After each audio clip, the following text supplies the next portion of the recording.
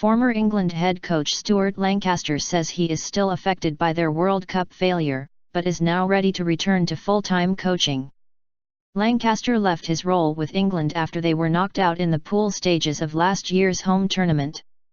"You think about it every minute of most days, or every day really," Lancaster, 46, told Sportsweek.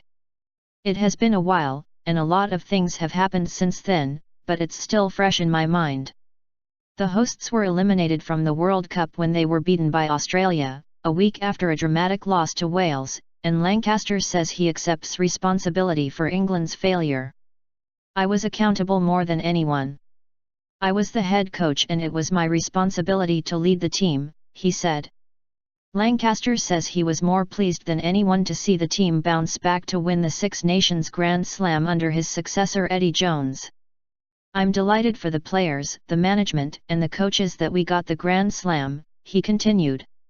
"I'm equally delighted for the England rugby fans, because they stayed behind the team right the way throughout. They all deserve the success.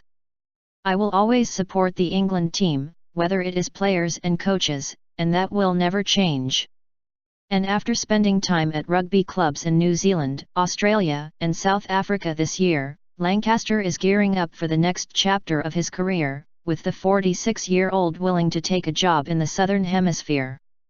"I don't feel so burnt by the whole experience that I don't want to coach again," he said. "You need a new project to get your teeth into, otherwise you are always dwelling on the old one. The lure of coaching Super Rugby is a big one for me personally. The Southern Hemisphere would be a tremendous challenge and a great opportunity. Hopefully something will come around the corner soon, but there aren't many jobs in Super Rugby that are going to come up and there aren't many jobs in the Premiership that are going to come up. You have to weigh up your family as well, so whichever way you look it's a big decision, and I want to make it the right decision."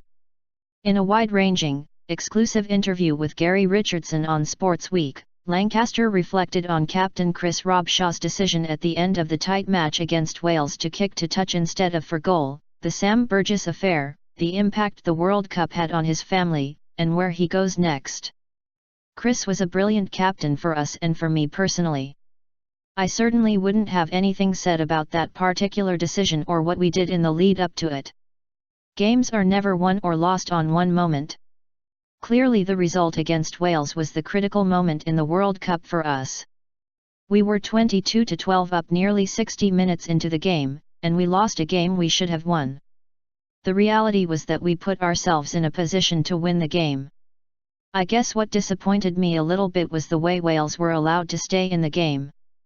Dan Biggar had an unbelievable kicking game to be honest, but we should have seen the game out. I think that was the frustration from everyone's point of view, players and coaches included. It's a shame for everyone really. I don't think there was any winner in the end. Clearly, hindsight is a wonderful thing. If I'd known he was going to go back to rugby league then my decisions would have been different, but we didn't know that at the time. He was a great and positive influence on the group. He worked hard and earned the right, in our minds, to be in the squad. I think there's a perception that I somehow went on a crusade to try and recruit him from rugby league. Actually, what happened was I went to Australia and watched a game Australia v New Zealand and I popped in to see various coaches along the way. One of those was Michael Maguire, head coach at South Sydney Rabbitohs, and Sam pulled me on the way out and said, "Do you fancy a coffee?" We had a chat and he said, "I want to have a think about playing rugby union, how do I go about doing it?" My wife and my daughter came down and my mum and my dad to the Australia game, which England lost 33-13. Fortunately my wife took them out of the stadium before the game finished. She saw when we lost Owen Farrell to the sin bin that the die was cast. It was a sensible move. You're then sat there in your hotel room at 2 o'clock in the morning, waiting for a press conference at 9 o'clock in the morning with the chief executive to face the world's media to say you're out of a home World Cup and you've got another week to go to play Uruguay. That is tough. The first thing I did after the Uruguay game was to come back to Leeds, but also to quickly get up to Cumbria to see my mum and dad. They're the ones that feel the pain more than anyone. It's probably only mum who can describe the pain she feels when someone is criticizing her son. They took their caravan to Lorden and I sat in a caravan in Lorden and walked up fells in the Lake District. I walked up St. Bees Head, where I went to school, and right at the top I bumped into this bloke and he said, "You're Stuart Lancaster, aren't you?" Anyway, I went back to the caravan. I had the review around the corner and so I wanted to think things through, and while it was fresh in my mind, write things down. So I did that in the caravan and there was a little pub called the Wee Chief and I went in there for a beer, which ended up being about 8. There were about 5 people in the pub at the time. On his future. Before Christmas I sent a whole load of emails out to coaches and players and teams and people in the Southern Hemisphere. Early in the new year I went initially to Wellington, then I went to Brisbane, Sydney, Melbourne, Perth, Johannesburg, Cape Town, and home. So it was a bit of an around-the-world trip. I want to coach again.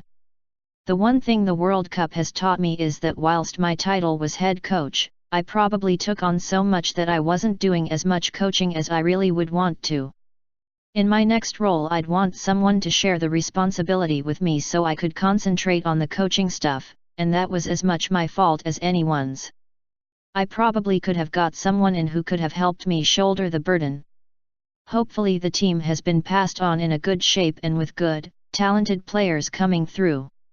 Eddie has done a brilliant job in molding them and getting the best out of them this Six Nations.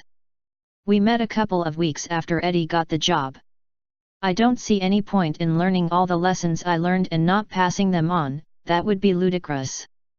Hopefully he appreciated the insight I gave him, and clearly he has put his own mark on the team. We had a good chat.